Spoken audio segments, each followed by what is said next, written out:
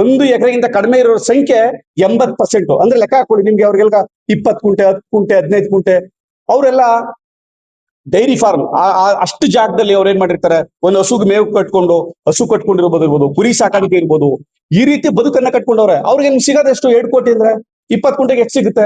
30 ಲಕ್ಷ 40 ಲಕ್ಷ ಸಿಗುತ್ತೆ. ಏನನ್ನ ಬದುಕನ್ನ ಕಟ್ಕೊಳಕ? ಇವತ್ತು ಬಿಡದಿ ಟೌನ್ ಅಲ್ಲಿ ನಿಮ್ಗೆ ಒಂದು ಸೈಟ್ 50 ರಿಂದ 60 ಲಕ್ಷ ಆಗಿದೆ. ಇಂಥ ಸಂದರ್ಭದಲ್ಲಿ ನೀವು ಮನೆಯನ್ನ ಹೆಂಗ್ ಕಟ್ಕೊಳಕ್, ಬದುಕನ್ನ ಹೆಂಗ್ ಕಟ್ಕೊಳಕ್ ಸಾಧ್ಯ? ಅವನು ಇಡೀ ಕುಟುಂಬವನ್ನ ಕಟ್ಕೊಂಡು ಹೆಣ್ಮಕ್ಳು ಮದುವೆ ಮಾಡ್ಬೇಕು, ಗಂಡ್ ಮಕ್ಳು ಇರ್ತಾರೆ, ಅವ್ರನ್ನ ಕಟ್ಕೊಂಡು ಎಲ್ಲಿ ನಗರ ಪ್ರದೇಶದಲ್ಲಿ ವಾಸ ಮಾಡ್ಲಿಕ್ಕೆ ಸಾಧ್ಯನಾ? ಸಾಧ್ಯ ಇಲ್ಲ. ಜೊತೆಗೆ ವೆರಿ ಇಂಪಾರ್ಟೆಂಟ್, ಇವತ್ತು ನೀವು ಗಮನಿಸ್ಬೇಕು, ಇವತ್ತು ಈಗಲ್ಟನ್ ರೆಸಾರ್ಟ್ 67 ಎಕರೆ ಒತ್ತುವರಿಯಾಗಿದೆ. ಅದೇ ಡಿ ಕೆ ಶಿವಕುಮಾರ್ ಸಾಹೇಬ್ರು ಹೇಳ್ತಾರೆ, ಆ 67 ಎಕರೆ ಒತ್ತುವರಿಯಾಗಿದೆ, 1 ಎಕರೆಗೆ 12 ಕೋಟಿ ರೂಪಾಯಿ ಫಿಕ್ಸ್ ಮಾಡಿ ಅವ್ರಿಗೆ ನೋಟಿಸ್ ಕೊಟ್ಟವ್ರು. ನೀವು 12 ಕೋಟಿ ರೂಪಾಯಿ ಕೊಡ್ಬೇಕು 1 ಎಕರೆಗೆ. ಇದಕ್ಕೆ ಅಡ್ಜಸ್ಟೆಡ್ ಲ್ಯಾಂಡ್, ಇದಕ್ಕೆ ಈ ತೆವರಿಗೆ ಒತ್ಕೊಂಡಂತ ಜಾಗ ಅದು. ಈಗ ಏನ್ ಈ ಕಾಂಪೌಂಡ್ಗೆ ಹೊಂದ್ಕೊಂಡಾಗಿರುವಂತ ಜಾಗನೇ ಅಕ್ವೈರ್ ಮಾಡಿರೋದು. ಈ ಕಾಂಪೌಂಡ್ಗೆ ಇರ್ತಕ್ಕಂಥದ್ದು ಈಗಲ್ಟನ್ ರೆಸಾರ್ಟ್ಗೆ. ಇದಕ್ಕೆ ನೀವು ಕೊಡ್ತಾ ಇರೋದಷ್ಟು 2 ಕೋಟಿ 16 ಲಕ್ಷ. ಎಷ್ಟು ವ್ಯತ್ಯಾಸ? ಸಾಧ್ಯನಾ ಇದು? ಇಂಥ ಪ್ರಾಜೆಕ್ಟ್ ನ ನೀವು ರೈತರು ಇವತ್ತು 450 ದಿವಸಗಳಿಂದ ಹೋರಾಟವನ್ನ ಮಾಡ್ತಾರೆ.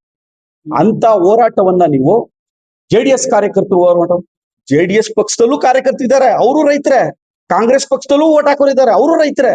ಬಿಜೆಪಿ ಪಕ್ಷದಲ್ಲಿ ಓಟ್ ಹಾಕೋರಿದ್ದಾರೆ, ಅವರು ರೈತರೇ. ರೈತರು ಯಾವ ಪಕ್ಷದಲ್ಲಿಲ್ಲ? ಎಲ್ಲ ಪಕ್ಷದಲ್ಲೂ ಇದ್ದಾರೆ. ಅಲ್ಲಿ ಹೋರಾಟ ಮಾಡಿ 450 ದಿವಸದಿಂದ ಕೂತಿರ್ತಕ್ಕಂಥದ್ದು ನಿಜವಾದ ಆ ಮಣ್ಣಿನ ಮಕ್ಕಳು.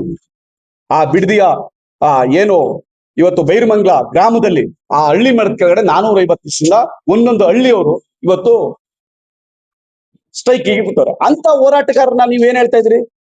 ನೀವು ಒಂದ್ ಪಕ್ಷಕ್ಕೆ ಸೇರಿದವರು ಅಂತ ನೀವು ಉಡಾಪೆ ಮಾತನಾಡ್ತಾ ಇದ್ರಲ್ಲ. ಇದ್ರ ವಿರುದ್ಧ ಜನತಾದಳದ ಪಕ್ಷದ ನಮ್ಮ ನಾಯಕರಾದ, ಸರ್ವೋಚ್ಚ ನಾಯಕರಾದ ದೇವೇಗೌಡ ಅಪ್ಪಾಜಿ ಅವರು, ಸನ್ಮಾನ್ಯ ಶ್ರೀ ಮಾಜಿ ಮುಖ್ಯಮಂತ್ರಿಗಳು, ಹಾಲಿ ಕೇಂದ್ರ ಸಚಿವರಾದಂತಹ ಕುಮಾರಣ್ಣವರು, ಹಾಲಿ ಯುವ ಘಟಕದ ಅಧ್ಯಕ್ಷರಾದಂತಹ ನಿಖಿಲ್ ಅವರು, ಇವರೆಲ್ಲ ಕೋರ್ ಕಮಿಟಿ ಅಧ್ಯಕ್ಷರಾದ ಕೃಷ್ಣಾರೆಡ್ಡಿ ಅವರು, ಎಲ್ಲರೂ ಸೇರಿ ತೀರ್ಮಾನವನ್ನ ಮಾಡಿ, ಎಸ್ ಇದೊಂದು ತಾರ್ಕಿಕವಾದಂತಹ ಹೋರಾಟವನ್ನ ಮಾಡಬೇಕು, ನಾವು ಗಾಳಿಯಲ್ಲಿ ಗುಂಡೊಳ ಕೆಲಸ ಆಗ್ಬಾರ್ದು, ಇದನ್ನ ದೊಡ್ಡ ಮಟ್ಟದ ಹೋರಾಟವನ್ನ ನಿರೂಪಿಸಲೇಬೇಕು ಅಂತ ಹೇಳಿ ನಮಗೆ ಒಂದು ಆದೇಶವನ್ನು ಕೊಟ್ಟವ್ರೆ. ಅದ್ರ ಪ್ರಕಾರ ಮುನಿಯಪ್ಪನವರ ನೇತೃತ್ವದಲ್ಲಿ ಇವತ್ತು ಪ್ರೆಸ್ ಮೀಟ್ ಕರಿಬೇಕು, ಪ್ರತಿ ಜಿಲ್ಲೆ ಕೊಟ್ಟರು ಅಂತ ಒಂದು ತೀರ್ಮಾನವನ್ನ ಮಾಡ್ಬೇಕು ಅಂದ್ರೆ ನಿಮ್ಮೆಲ್ಲರ ಸಹಕಾರ ಅಗತ್ಯ. ಇವತ್ತು ಪತ್ರಿಕಾ ಮಿತ್ರರ, ಮಾಧ್ಯಮ ಮಿತ್ರರ ಸಹಕಾರ ಅಗತ್ಯ. ಹಾಗಾಗಿ ನಿಮ್ಮಿಂದ ಒಂದು ದೊಡ್ಡ ಮಟ್ಟದ ರೈತರಿಗೆ ಸಹಾಯ ಆಗ್ಲಿ ಅನ್ನುವ ಕಾರಣದಿಂದ ನಾವು ಈ ಜಿಲ್ಲೆಯಲ್ಲಿ ನಿಮ್ಮ ಸಹಾಯವನ್ನು ಕೂಡ ಕೇಳ್ತಾ ಇದ್ದೀವಿ. ಇವತ್ತು ನಾವು ಆ ಹೋರಾಟವನ್ನ ಯಾವುದೇ ಕಾರಣಕ್ಕೂ ನಿಲ್ಲಿಸ್ಲಿಕ್ಕೆ ಸಾಧ್ಯನೇ ಇಲ್ಲ. ನಾವು ಅದನ್ನ ಮಾಡುವಿಲ್ಲವೇ ಮರೆಯುವ ಹೋರಾಟಕ್ಕೆ ಸಿದ್ಧವಾಗಿದ್ದೇವೆ. ನಮ್ಮ ಭೂಮಿ ನಮ್ಮ ಹಕ್ಕು, ನಮ್ಮ ಭೂಮಿ ನಮ್ಮ ಹಕ್ಕು. ಈ ಟೈಟ್ಲ್ ಕೆಳಗಡೆ ನಾವು ಇದೇ ಭಾನುವಾರ ಬೆಳಿಗ್ಗೆ 9 ಗಂಟೆಗೆ ಕಾಲ್ನಡಿಗೆ ಜಾಥಾವನ್ನ ಬಿಡದಿಯ ಏನು 9 ಹಳ್ಳಿಗಳು ಏನು ಅಂಚಿಪುರದಿಂದ ನಾವು ಕಾಲ್ನಡಿಗೆಯನ್ನ ಪ್ರಾರಂಭ ಮಾಡಿದೆವು.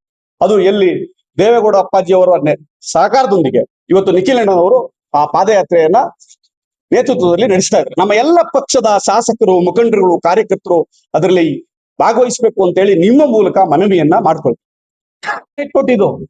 ಆಮೇಲೆ ವೆರಿ ಇಂಪಾರ್ಟೆಂಟ್ ಆಗಿ ಈ ಯೋಜನೆಯನ್ನ ಮಾಡ್ಲೇಬೇಕು ಅಂತ ಹೇಳಿ ಹಠಕ್ಕೆ ಬಿದ್ದಿದ್ದಂತಹ ಡಿ ಕೆ ಶಿವಕುಮಾರ್ ಅವರು ನೋಡಿ, ಸೋಷಿಯಲ್ ಇಂಪ್ಯಾಕ್ಟ್ ಮತ್ತೆ ಎನ್ವಿರಾನ್ಮೆಂಟ್ ಇಂಪ್ಯಾಕ್ಟ್ ಬಹಳ ಇಂಪಾರ್ಟೆಂಟ್. KIDB ಆಕ್ಟ್ ಅಲ್ಲಿ ನಾವ್ ಯಾವಾಗ್ಲೂ ಲ್ಯಾಂಡ್ ಅಕ್ವಿಷನ್ ಮಾಡಿರ್ತಕ್ಕಂಥದ್ದು KIDB ಆಕ್ಟ್ ಅಲ್ಲಿ, ಲ್ಯಾಂಡ್ ಅಕ್ವಿಷನ್ ಆಕ್ಟ್ ಕೆಳಗಡೆ ನಾವು ಮಾಡ್ತಾ ಇದ್ವಿ ಯಾವ್ದೋ ಪ್ರಾಜೆಕ್ಟ್ ಮಾಡ್ತಾರೆ.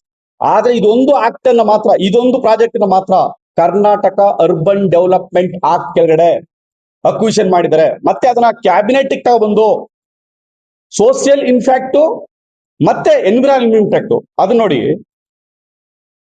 ದಿನ ಪುನರ್ವಸತಿ ಮತ್ತು ಪುನರ್ ನಿರ್ಮಾಣ ಕಾಯ್ದೆ 2023 ಅಧ್ಯಾಯ 11A ಕಲಂ 10(2) ಸಾಮಾಜಿಕ ಅಧ್ಯಯನ ಮಾಡುವುದರಿಂದ ವಿನಾಯಿತಿ ನೀಡಿ ಆದೇಶಿಸಲಾಗಿರುತ್ತದೆ. ಯಾಕೆ ಇದನ್ನ ಮಾಡಿದ್ದಾರೆ ಗೊತ್ತಾ? ಕೋರ್ಟ್ ಹೋಗ್ಬಾರ್ದು.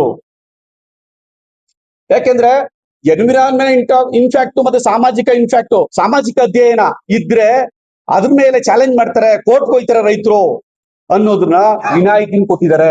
ಯಾಕೆಂದ್ರೆ ಅವತ್ತು ಅಲ್ಲಿರ್ತಕ್ಕಂಥ ಜಲ ಮೂಲಗಳಿರ್ಬೋದು, ಅಲ್ಲಿರ್ತಕ್ಕಂಥ ಪ್ರಾಣಿಗಳಿಗಿರ್ಬೋದು, ಇವತ್ತು ಒಂದು ಅಂದಾಜಿನ ಪ್ರಕಾರ 10 ಲಕ್ಷ ಮರ, ಒಂದು ಅಂದಾಜಿನ ಪ್ರಕಾರ, ಒಂದು ಹಿಂದೂ ಪತ್ರಿಕೆ ರಿಪೋರ್ಟ್ ಮಾಡಿದೆ, ಅದ್ರ ಪ್ರಕಾರ ಏರ್ಕನೆಟ್ 83,536, ಕೋಕೋನಟ್ 87,903, ಮ್ಯಾಂಗೋ 12,530, ಚೀಕೋ 7,344, ಬನಾನಾ 3,06,506. ಹೀಗೆ ಒಟ್ಟು 8 ರಿಂದ 10 ಲಕ್ಷ ಮರಗಳು ಇವತ್ತು ತೆಂಗಿನ ಮರ ಇರ್ಬೋದು, ಬಾಳೆ ಇರ್ಬೋದು, ಅಡಿಕೆ ಮರಗಳು ಇರ್ಬೋದು, ಬೇರೆ ಬೇರೆ ಹಣ್ಣು ಹಂಪಲಗಳ ಮರಗಳಿರ್ಬೋದು, ಇವತ್ತು ಯಥೇಚ್ಛವಾಗಿ ಅಲ್ಲಿ ಬೆಳೆದಿರ್ತಕ್ಕಂಥ ಕಬ್ಬು ವಿಶೇಷವಾಗಿ, ಇಷ್ಟೆಲ್ಲವೂ ಕೂಡ ನಷ್ಟ ಆಗುತ್ತೆ, ನಾಶ ಆಗುತ್ತೆ ಅನ್ನುವ ವರದಿಯನ್ನ ಒಂದು ಪತ್ರಿಕೆ ಮಾಡಿ, ಇಷ್ಟೆಲ್ಲವನ್ನು ಕೂಡ ಈ ಆಧಾರದ ಮೇಲೆ, ಇಂಥ ಗ್ರೀನರಿ ಮೇಲೆ, ಇಂಥ ತೆಂಗಿನ ತೋಟ, ಮಾವಿನ ತೋಟ, ಬಾಳೆ ತೋಟ, ಮತ್ತೆ ಕಬ್ಬು ಬೆಳೆದಿರ್ತಕ್ಕಂಥ ತೋಟಗಳು ಇದ್ರೆ ಎನ್ವಿರಾನ್ಮೆಂಟ್, ಇವತ್ತು ಪ್ರಾಣಿ ಪಕ್ಷಿಗಳು ಇದಾವೆ, ಅಲ್ಲಿ ಬದುಕನ್ನ ಕಟ್ಕೊಂಡಿದಾವೆ. ಕೇವಲ ಮನುಷ್ಯ ಅಲ್ಲ, ಇವತ್ತು 100 ವರ್ಷಗಳಿಂದ ಬದುಕನ್ನ ಕಟ್ಕೊಂಡಿರ್ತಕ್ಕಂಥ ರೈತನ್ನ, ಮತ್ತೆ ಒಂದು ಅಂದಾಜಿನ ಪ್ರಕಾರ 1 ಎಕರೆಗಿಂತ ಏನು 1 ಎಕರೆಗೆ ಅವರು ಏನ್ ಮಾಡಿದ್ದಾರೆ, 1 ಎಕರೆಗೆ 2,13,40,000ದಿಂದ 40 ಲಕ್ಷದವರೆಗೂ ಮಾಡಿದ್ದಾರೆ. ಆದ್ರೆ 1 ಎಕರೆಗಿಂತ ಕಡಿಮೆ ಇರೋ ಸಂಖ್ಯೆ ಎಷ್ಟಪ್ಪ ಅಂತ ಲೆಕ್ಕ ಹಾಕಿದ್ರೆ ಅವರೇಜು 80%. ಇನ್ನು ಅವರು ಬಾರ ಎಕ್ಸ್ಪರ್ಟ್, ಅವರು ದುಡ್ಡು ಹಾಕಿ ದುಡ್ಡು ಹೆಂಗ್ ತೆಗೆಯೋದು, ಯಾವ ರೀತಿ ಬಿಸ್ನೆಸ್, ಯಾಕಂದ್ರೆ is not only politician, is A business man.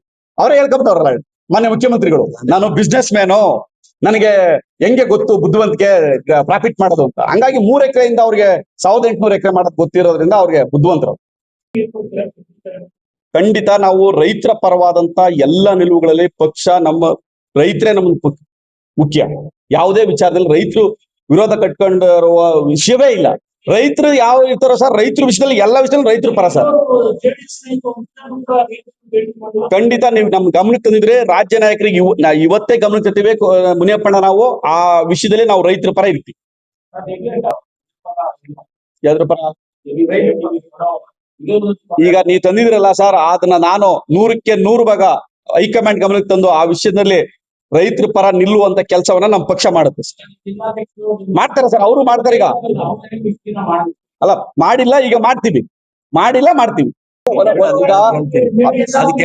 ಜಿಲ್ಲಾಧ್ಯಕ್ಷರು ಹೇಳ್ತಾರೆ, ಜಿಲ್ಲಾಧ್ಯಕ್ಷರು ಹೇಳ್ತಾರೆ ಚೀಫ್ ಮಿನಿಸ್ಟರ್ ಅವರೇ ಜನ ಮಾಡಿದ್ದದನ್ನ. ಅಂದ್ರೆ ಆ ಮಾಡ್ಕೊಳಂಗಿದ್ರೆ ಅಲ್ಲೇ ಮಾಡ್ಕೊಬಿಡ್ತಿದ್ರಲ್ಲ, ಅವರೇ ಮಾಡಿದಲ್ಲ ನೋಟಿಫಿಕೇಶನ್. ಈ ಭೂಮಿಯನ್ನ ತೆಗೆದುಕೊಂಡಿದ್ದು 25 ವರ್ಷಗಳ ಹಿಂದೆ. ಮಾಡ್ಕೊಳಂಗಿದ್ರೆ ಅವ್ರ ಜಮೀನಲ್ಲಿ ಅದೇ ಮಾಡಂಗಿಲ್ಲ ಅಂದ್ರೆ ನೋಟಿಫಿಕೇಶನ್ ಮಾಡ್ತಿರಲ್ಲ. ಅವತ್ತಿನ ಸಂದರ್ಭಕ್ಕೆ ರೈತರು ವಿರೋಧ ಮಾಡಿದ್ರು, ಬೇಡ ಅಂತ ಬಿಟ್ಟು ಅವತ್ತು ಫಿಕ್ಸ್ ಮಾಡಿದ್ರು, 35-40 ಲಕ್ಷ ರೂಪಾಯಿ ಫಿಕ್ಸ್ ಮಾಡಿದ್ರು. ಅವ್ರದ್ದು ಜಮೀನು ಹೋಯ್ತೈತೆ. ಅವತ್ತು ಮಾಡ್ಕೊಳ್ಳುವಂತ ಉದ್ದೇಶ ಇದ್ದಿದ್ರೆ, ರಿಯಲ್ ಎಸ್ಟೇಟ್ ಮಾಡೋ ಉದ್ದೇಶ ಇದ್ದಿದ್ರೆ ಮಾಡ್ತಾನೆ ಇರ್ಲಿಲ್ಲ. ಅಲ್ಲ, ಅವ್ರನ್ನ ಅವತ್ತೇ ಕುಮಾರಣ್ಣವ್ರು ಹೇಳಿದ್ರಲ್ಲ, ನನ್ 43 ಎಕರೆ ಜಮೀನು ಬಿಟ್ರೆ ನನ್ ಯಾವ ಜಮೀನು ಇಲ್ಲ ಅಂತ ಹೇಳಿದ್ರಲ್ಲ. ನನ್ನ ಹೆಸರಲ್ಲಿರೋ ಜಮೀನು, ಅವ್ರ ಹೆಸರಲ್ಲಿರೋ ಜಮೀನು, ಅನಿತಾ ಕುಮಾರಸ್ವಾಮಿ ಅವರ ಎಷ್ಟಿದೆ ಅಂತಾನು ಹೇಳಿದ್ದಾರೆ, ಇವ್ರ ಹೆಸರು ಎಷ್ಟಿದೆ ಅಂತಾನು ಹೇಳಿದ್ದಾರೆ. ನಿಖಿಲ್ ಅವ್ರ ಹೆಸರು ಈಗ 26 ಫೈನಲ್ ನೋಟಿಫಿಕೇಶನ್, ಪ್ರಿಲಿಮಿನರಿ ನೋಟಿಫಿಕೇಶನ್ 2025 ಆಯ್ತು. 2026 10ನೇ ತಾರೀಕು 6ನೇ ತಿಂಗಳಲ್ಲಿ ಫೈನಲ್ ನೋಟಿಫಿಕೇಶನ್ ಆಯ್ತು. ಫೈನಲ್ ನೋಟಿಫಿಕೇಶನ್ ಆದ್ಮೇಲೆ ಮಾಡು ಇಲ್ಲೇ ಹೋರಾಟ. ಯಾಕಂದ್ರೆ ಪ್ರಿಲಿಮಿನರಿ ನೋಟಿಫಿಕೇಶನ್ ಆದಾಗ ಬೇಕಾದ್ರೆ ವಿಡ್ರಾ ಮಾಡಕ್ ಅವಕಾಶ ಇತ್ತು. ಫೈನಲ್ ನೋಟಿಫಿಕೇಶನ್ ಮಾಡಿದ್ಮೇಲೆ ಇದು ಒಂದು ಅಂತಿಮ ಘಟ್ಟಕ್ಕೆ ಬಂತು. ವೆರಿ ಇಂಪಾರ್ಟೆಂಟ್ ಒಂದು ವಿಷಯ ಹೇಳಲೇಬೇಕು. ಈ ಪ್ರಾಜೆಕ್ಟ್ ನ ಪ್ರಿಲಿಮಿನರಿ ಆಗಿ ತಗೊಂಡಾಗ ಸಂದರ್ಭದಲ್ಲಿ ಕುಮಾರಣ್ಣವರು ಅದಕ್ಕೆ ಕಾಂಗ್ರೆಸ್ ವಿರೋಧವನ್ನ ಮಾಡಿ ಸತ್ಯ ಶೋಧನಾ ಸಮಿತಿಯನ್ನ ಮಾಡಿತ್ತು. ಸತ್ಯ ಶೋಧನಾ ಸಮಿತಿಯನ್ನ ಮಾಡಿ ಶಾಸಕರುಗಳನ್ನ ನಂದಗುಡಿಗೆ ಕಳಿಸ್ಕೊಟ್ಟಿತ್ತು. ಆ ವಿಚಾರವನ್ನ ಮಾನ್ಯ ಸಿದ್ದರಾಮಯ್ಯನವರು ಫ್ಲೋರ್ ಆಫ್ ದಿ ಹೌಸ್ ಇವತ್ತಿನ ಡಿ ಕೆ ಶಿವಕುಮಾರ್ ಅವರು ಪ್ರಶ್ನೆ ಮಾಡಿದ್ದಾರೆ. ನಾವು ಈ ಯೋಜನೆ ಮಾಡಕ್ ಬಿಡೋದಿಲ್ಲ ಅಂತ ಹೋರಾಟವನ್ನ ಮಾಡದಂತ ಕಾಂಗ್ರೆಸ್ ಪಕ್ಷ ಇವತ್ತು ಯಾವ ನೈತಿಕತೆಯನ್ನ ಇಟ್ಕೊಂಡು ಈ ಯೋಜನೆಯನ್ನ ಮಾಡುತ್ತೆ. ಕನ್ಸೆಂಟ್ ಕೊಡ್ಬೇಕಾದ್ರೆ ಅದನ್ನ ತೆಗೆದೇ ಬಿಟ್ಟಿದ್ದಾರೆ. ಕನ್ಸೆಂಟ್ ಬೇಕಾಗಿಲ್ಲ. ಈಗ ಯಾರು ಒಪ್ಪಿದ್ರೆ ಮಾಡ್ಬೋದು, ಆತರ ಮಾಡ್ಬಿಟ್ಟಿದ್ದಾರೆ.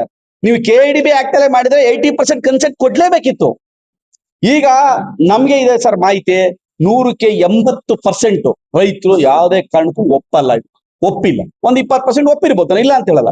80% ರೈತರು ನಮ್ ಪರವಾಗಿದ್ದಾರೆ, ಈ ಪ್ರಾಜೆಕ್ಟ್ ನ ವಿರುದ್ಧವಾಗಿದ್ದಾರೆ, ಈ ಪ್ರಾಜೆಕ್ಟ್ ನ ಮಾಡಕ್ ಒಪ್ತಾ ಇಲ್ಲ. ಅವರೆಲ್ಲರೂ ಕೂಡ ಇರ್ತಾರೆ ಸರ್. ಒಂದು ತಾರ್ಕಿಕವಾದ ಹೋರಾಟವನ್ನ ಮಾಡ್ತೀವಿ ಸರ್.